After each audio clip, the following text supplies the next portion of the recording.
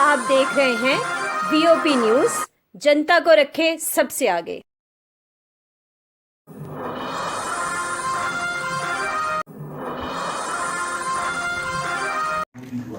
जम्मू कश्मीर की सारी आवाम के लिए आयुष्मान भारत पीएमजे सेवा का शुभारंभ। समाज की ओर से ज्यादा हम क्या चाहते हैं, हम क्या चाहते हैं, हम क्या चाहते हैं, हम क्या चाहते हैं।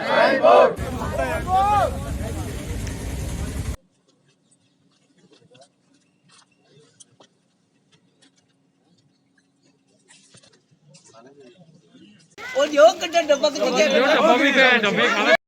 शहीद भारत माता की, भारत माता की। Sardar Udham Singh, Sardar Udham Singh.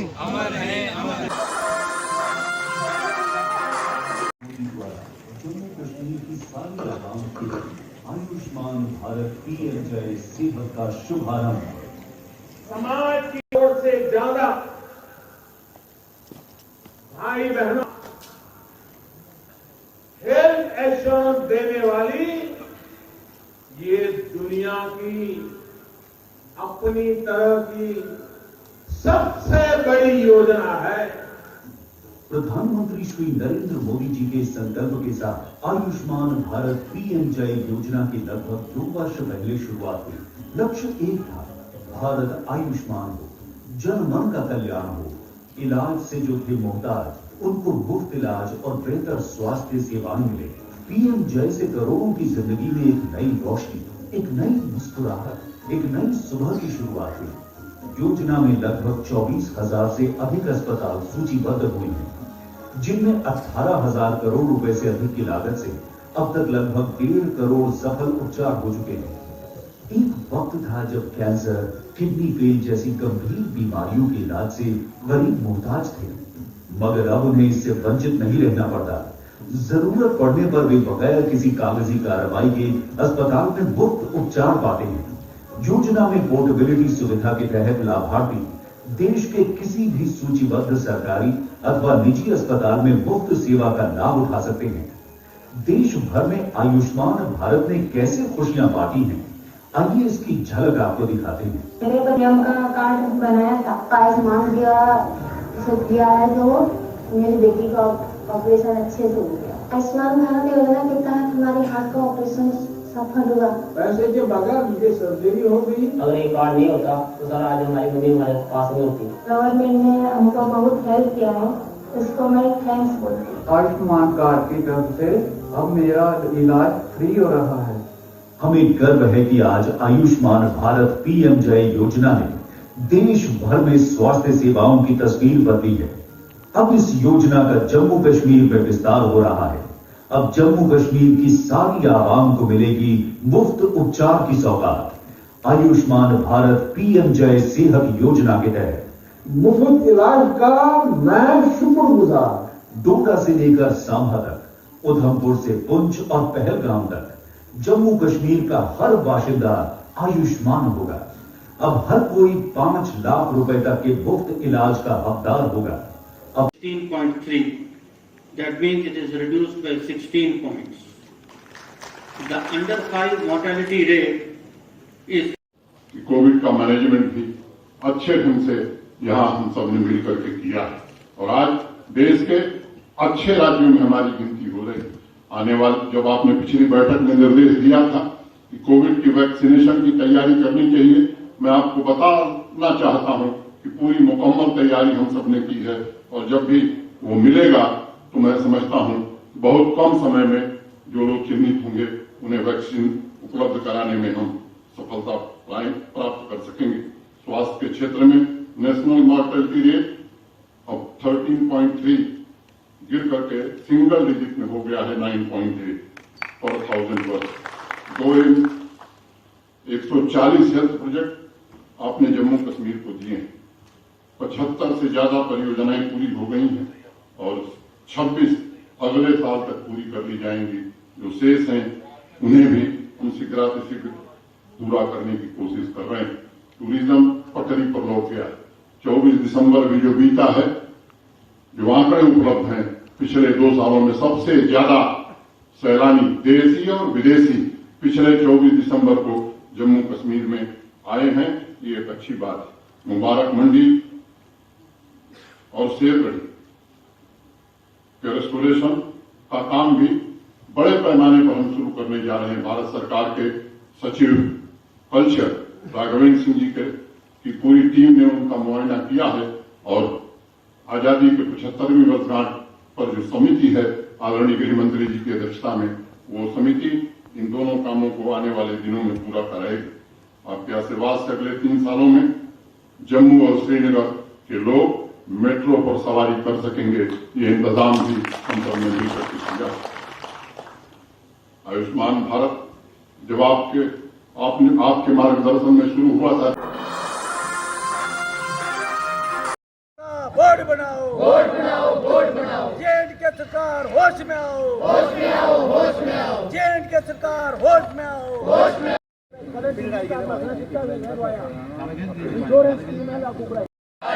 Trust management, hi hi hi. Trust management, hi hi hi hi hi hi hi. मैं Karnail Chand, ex president Dharmarth trust employ association, और जहाँ पे सारे कर्मचारी जो आज 24 दिन से धरना प्रदर्शन कर रहे हैं अपनी मांग के बारे में, और एक ही डिमांड है, जम्मू कश्मीर सरकार एलजी साहब को हमने मेमोरेंडम दे रखा है, और ये लड़ाई जो है ये श्राइन बोर्ड की है कि जितने भी धर्माड़ ट्रस्ट के अंदर मंदिर हैं उनका श्राइन बोर्ड बनाया जाए, और जो प्रेजेंट जो स्ट्रक्चर है वो जहाँ से ख़त्म किया जाए, धर्माड़ ट्रस्ट को रिमूव किया जाए, प्रेजेंट मैनेजमेंट को डिसमिस किया जाए, और जहाँ जो है काउंसिल की नियुक्ति जो गवर्नर साहब करें, ताकि जो काम है धर्माड़ ट्रस्ट के जो कर्मचारी एजिटेशन पे हैं वो सुचारू रूप से काम करें। हमारी ये मांग रही है। 30 साल पहले भी हमने बोर्ड की डिमांड की थी कि सरकार की गलत नीतियों की वजह से एक डिपार्टमेंट जो हमारा गुलाब सिंह ने बनाया था, धर्माड़ ट्रस्ट डिपार्टमेंट, जो मंदिरों की देखरेख के लिए बनाया था, लेकिन श्राइन बोर्ड अलग हो गया, बाबा अमरनाथ अलग बन गया, लेकिन ये एक फैमिली की रहमो कर्मी पर छोड़ दिया है, जिसकी संपत्तियां बेचकर करोड़ों रुपए की ज़मीनें बेचकर घोटाले किए हैं। हम उसकी भी सीबीआई जांच चाहते हैं, और हम जो एक परिवार ने जो जहां काला कानून रचाया हुआ है हम उसको बर्दाश्त करके राजी नहीं है। हम चाहते हैं कि जम्मू की जनता भी इसमें आए। हमारा जो जन जागरण अभियान चल रहा है, हम जनता के जो जम्मू के अंदर जो संगठन है, नॉन पॉलिटिकल जितने भी सोशल ऑर्गेनाइजेशन है, उनके प्रतिनिधियों को हमने अप्रोच की है कि आगे आओ और ये धर्माड़ ट्रस्ट की बागडोर संभालो,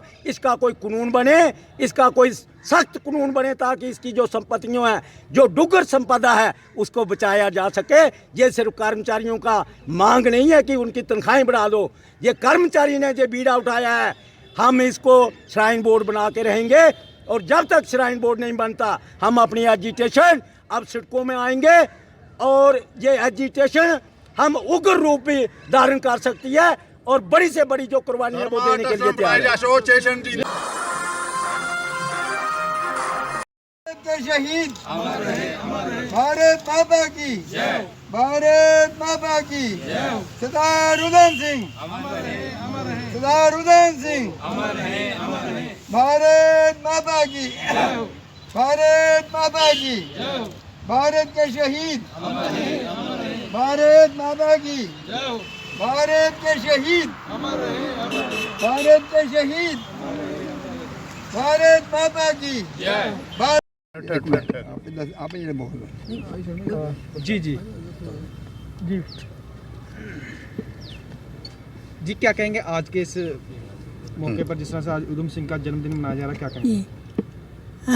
ये बड़ी खुशी की बात है कि आज हमारे जम्मू में जो शहीद ये उधम सिंह जी का जन्मदिन मनाया जा रहा है।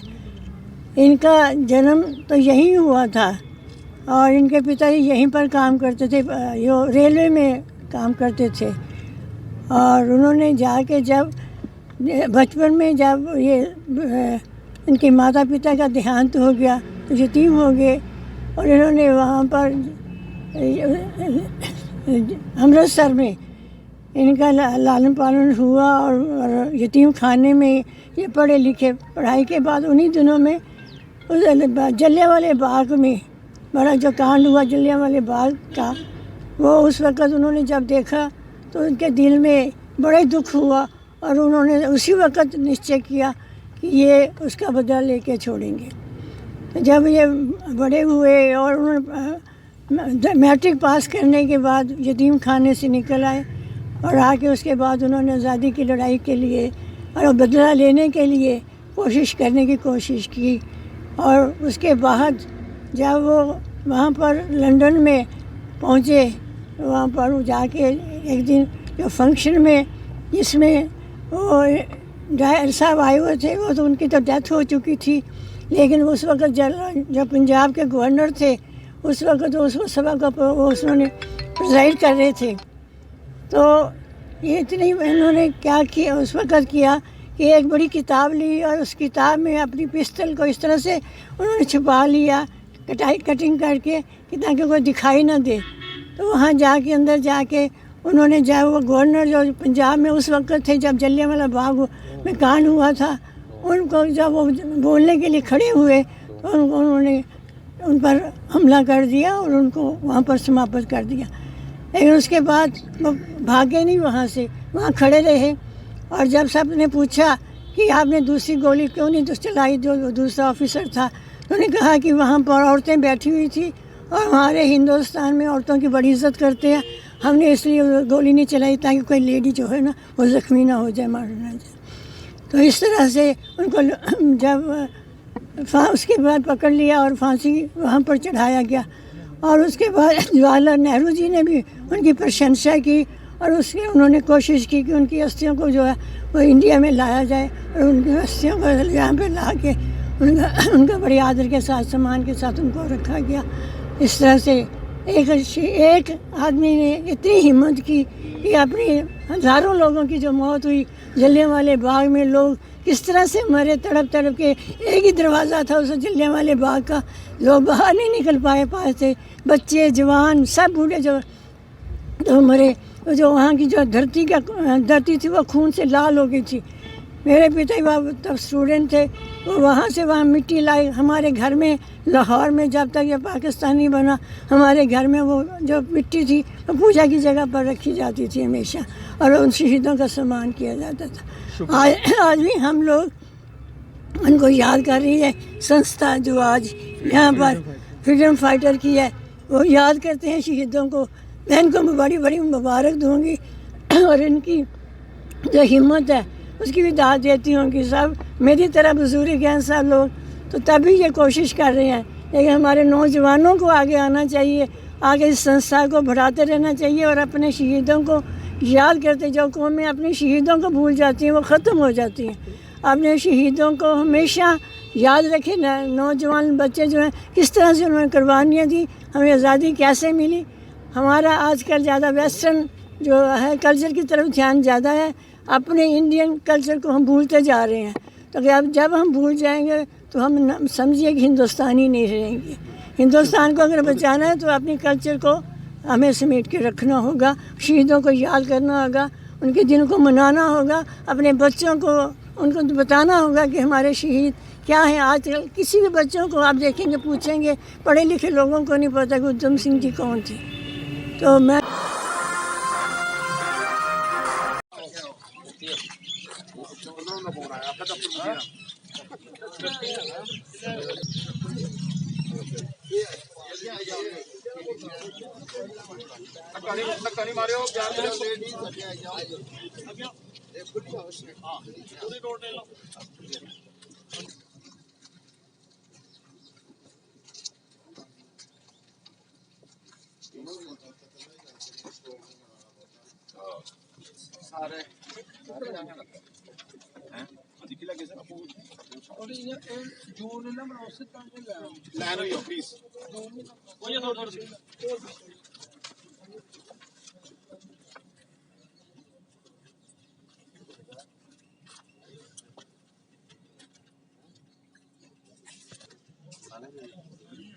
मेमोरेंडम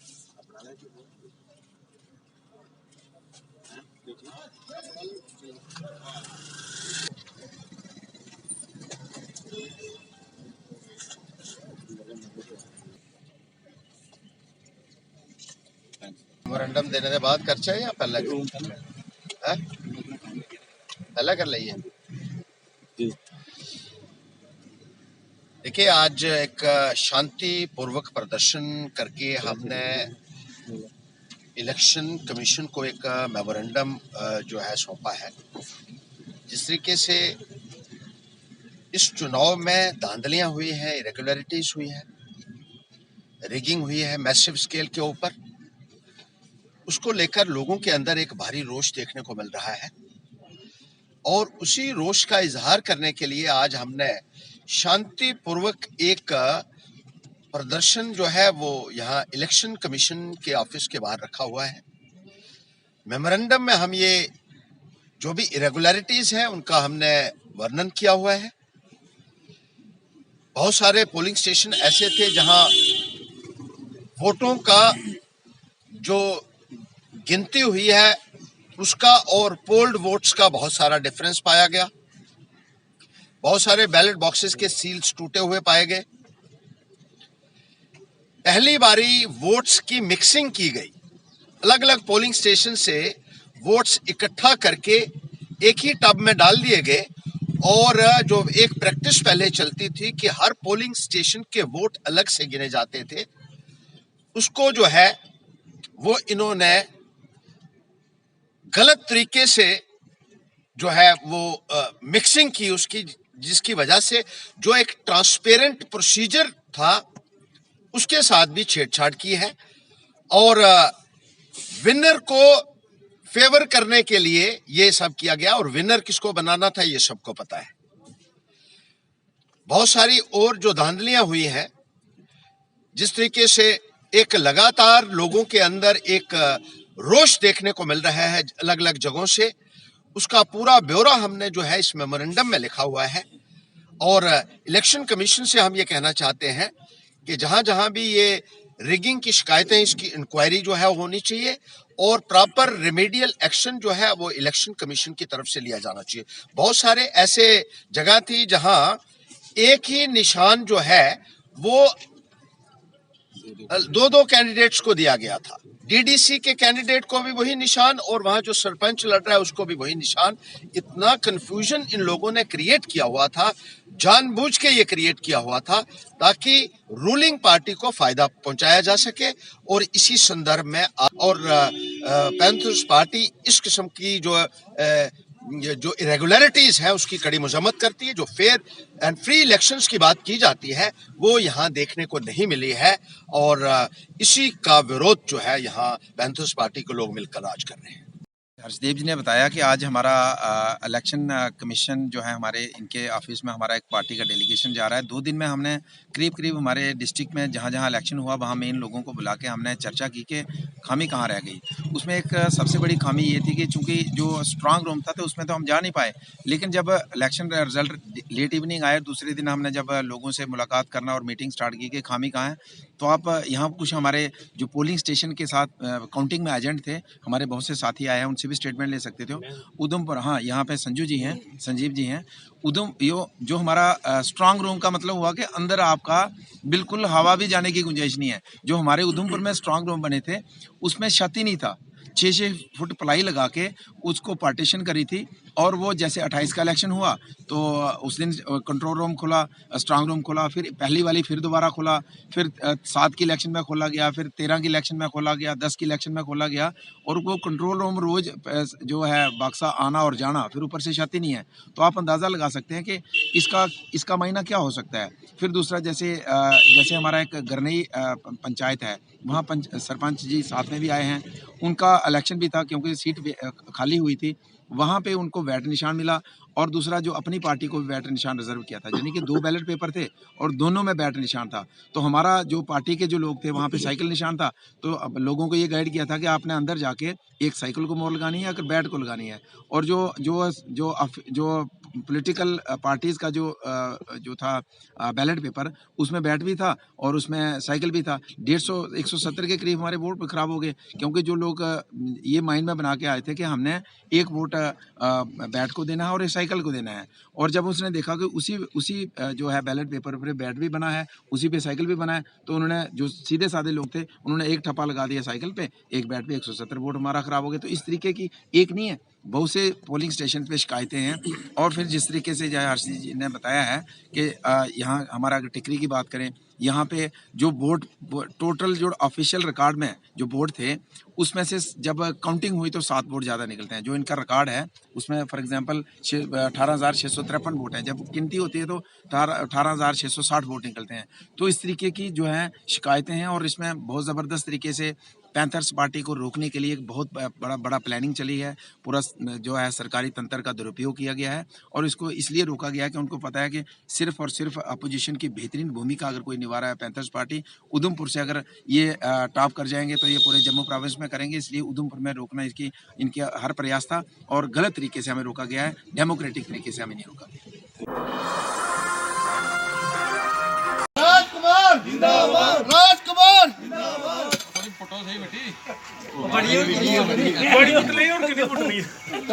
माता की भारतीय जनता पार्टी जिंदाबाद, भारतीय जनता पार्टी जिंदाबाद, भारतीय जनता पार्टी जिंदाबाद, जय साहब जिंदाबाद।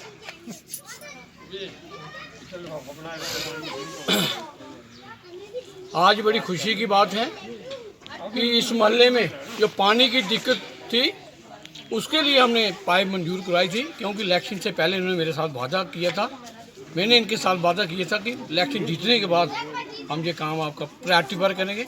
लेकिन फंड्स के अभाव के चलते हम ये काम नहीं कर सके। लेकिन आज हमने जो फंड जो सरकार से हमें मिले हैं, उससे हमने ये पाइप वगैरह ले की है। ये पाइप जो हम लगा रहे हैं, आगे कहीं पानी नहीं जाता है, ये कुछ 20-25 घर हैं आगे। लेकिन आज के बाद पाइप लगने के बाद हम देखेंगे यहाँ पर आगे प्रेशर कितना है और कितना पानी टाइम का इनको देना है, उसको भी हम डिसाइड करेंगे। लेकिन मैं आज मोहल्ले वासियों को मुबारकबाद देना चाहूँगा, क्योंकि बड़ी देर के बाद आज इनकी जो मनोकामना पूरी होने जा रही है। इसी सिलसिले में भारतीय जनता पार्टी के 2-3 नारे लगाऊंगा। भारतीय जनता पार्टी जिंदाबाद, भारतीय जनता पार्टी जिंदाबाद, भारतीय जनता पार्टी जिंदाबाद। ठीक है।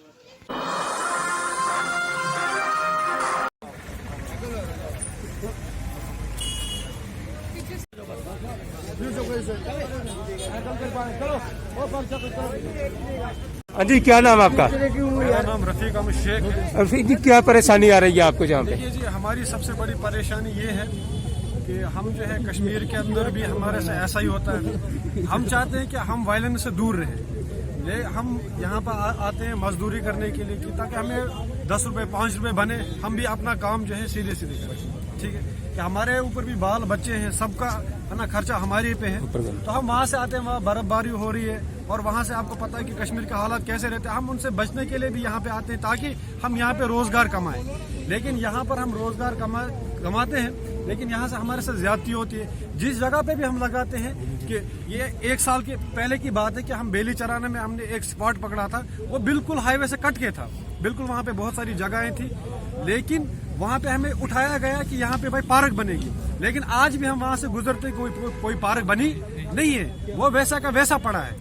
हम ये गवर्नमेंट से अपील करते हैं कि हमारा कोई सोचा जाए, हमारे पर फिर कोई रास्ता नहीं रहता, क्योंकि जब हमारा रोजगार छीन लिया जाता है, हम कोई गलत कदम उठाने के लिए तैयार हो जाते हैं। भाई हमें पैसा चाहिए, जब हमारे पास पैसा नहीं है तो हम क्या करें, हमें जहाँ से कुछ मिलेगा। चाहते हैं कि क्या डिमांड करना चाहते हैं? हम अपील ये करते हैं, गुजारिश ये करते हैं डीसी साहब से भी, गवर्नर साहब से भी, म्युनिसिपल कमिश्नर एसएसपी साहब से भी ये करते हैं कि हमें एक अलहदा जगह दी जाए जहाँ पे हम अपनी रेडियां लगा सके, हम अपना काम कर सके।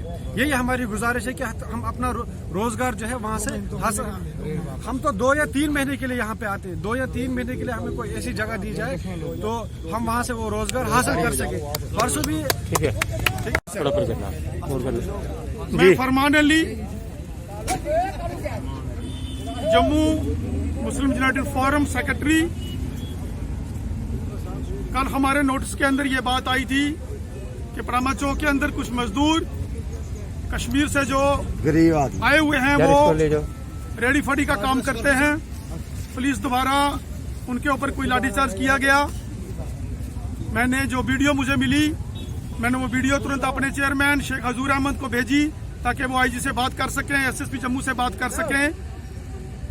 मैं ये कहना चाहता हूँ एडमिनिस्ट्रेशन से और एसएसपी जम्मू और डीसी जम्मू से और म्यूनसिपैलिटी जो कमिश्नर मैडम जी हैं उनसे ये गुजारिश करना चाहता हूँ कि जो लोग कश्मीर से भटके हुए लोग, गरीब लोग जो कि कश्मीर में मजदूरी करते थे और वहाँ बर्फबारी के लिए रास्ता बंद हो गया बर्फबारी के कारण, इसलिए जम्मू में आए, ये मजदूरी करते हैं, पेट पालन करते हैं अपना, इनको परेशान ना किया जाए। इनको कहीं ना कहीं रेडी लगाने की जगह प्रोवाइड की जाए ताकि जे अपना पालन पोषण बच्चों का और माँ बाप का पालन पोषण कर सकें, क्योंकि हिंदू मुसलमान सिख ईसाई का जो भाईचारा है ये जम्मू के अंदर कश्मीर के अंदर कायम रहे। हम नहीं चाहते कि कोई भी ऐसा माहौल क्रिएट हो कश्मीर के अंदर या जम्मू के अंदर, ऐसा कोई वाकया ना हो, कोई ऐसी स्थिति पैदा ना हो जिससे माहौल खराब हो। हमने भाईचारे को कायम रखना है। मेरी जितने भी ये कश्मीर से नौजवान आए हुए हैं यहाँ मजदूरी करते हैं, जैसा आपको म्यूनसिपैलिटी वाले बोलेंगे और पुलिस डिपार्टमेंट आपको कहेगा, आपने उनका आदेश मानना है।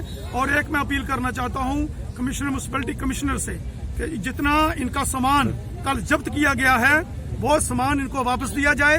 गरीबों का सामान खाकर म्यूनसिपैलिटी का पेट नहीं भरेगा। जल्दी से जल्दी इनका सामान वापस दिया जाए।